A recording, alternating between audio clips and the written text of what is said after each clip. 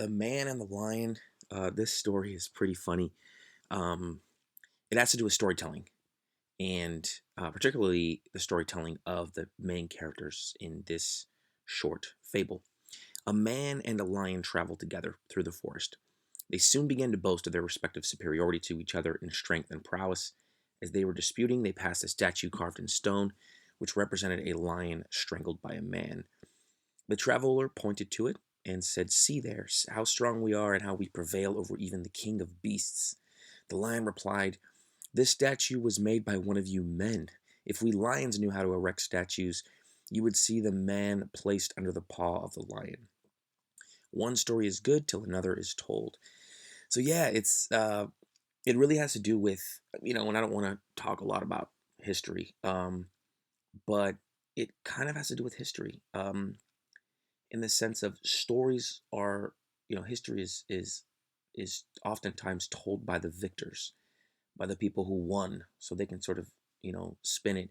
Now, I'm not going to get, involved with, you know talking about, you know these different history books and whatnot, and perspectives, and that goes because there's always, there are multiple sides to every story. I mean, we know that in our personal domestic lives.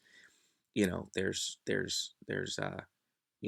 between two parties, there's one person's story, the other person's story, and then there's the truth.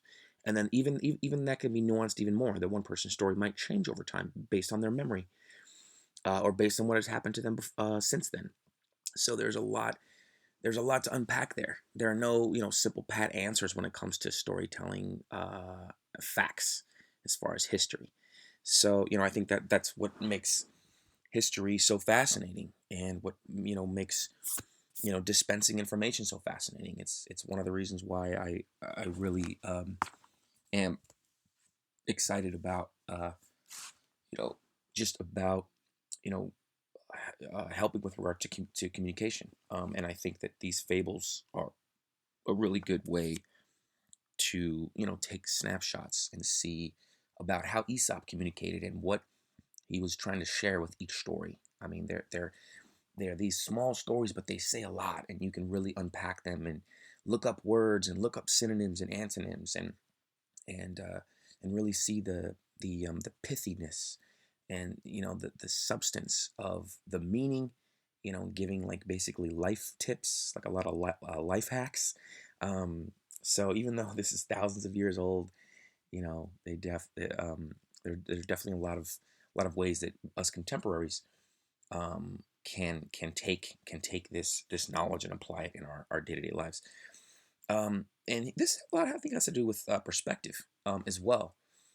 So the traveler, they walk past a statue, a stone statue, where it was the man that strangled this lion. And the man's like, "Look, men are stronger than lions. Look, we got this statue here."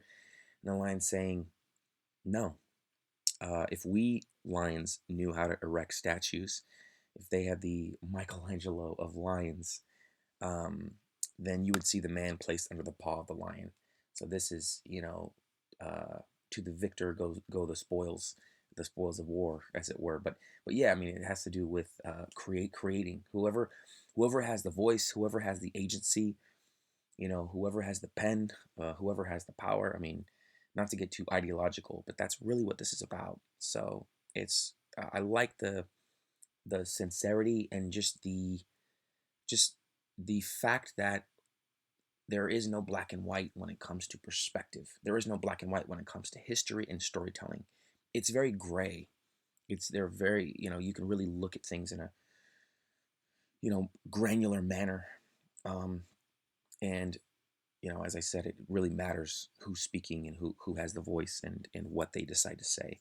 And then how the listener, or how the reader, is perceiving that. If that source seems credible, or that, and who gives them the credibility. So I mean, there's so many levels with regards to history and storytelling, and perspective, and truth. Subjective reality versus objective reality. What is one person's interpretation of events? That's very subjective. And then the objective, reality of, like, like the bird's eye view. Um, like being able to look down and see all perspectives on the matter. And so I like the story a lot. It's, again, I'm always impressed with how, even though within just a few lines, there's just he's saying so much here. So one, and it's kind of funny. One story is good till another is told. It's like basically saying, this is sort of a double meaning the way I took it. Like, one story is good, as in a good story, and then another one like might get better or might get more interesting because it's new and fresh, right? So one story is a good story, entertaining, until another one is told that's different, but that's entertaining. But the other level, the other way I took it was, one story is good, as in, um, like a referee telling a player, playing tennis or whatnot, you're good, like it's fine, like you scored the point. Or when someone is saying you're good, it's saying, everything's fine. You're totally cool. I have no problems here. So it's saying, one story is good, which is which has to do with being accurate. So one story is accurate till another one is told, and then that new story is accurate. So I think a lot of history professors. I've got a buddy of mine. I'm gonna send this to him. He's a history guy, um, and I want to see what he thinks. But yeah, very very pithy, very interesting. I really like this story, "The Man and the Lion" by Aesop. Thank you very much.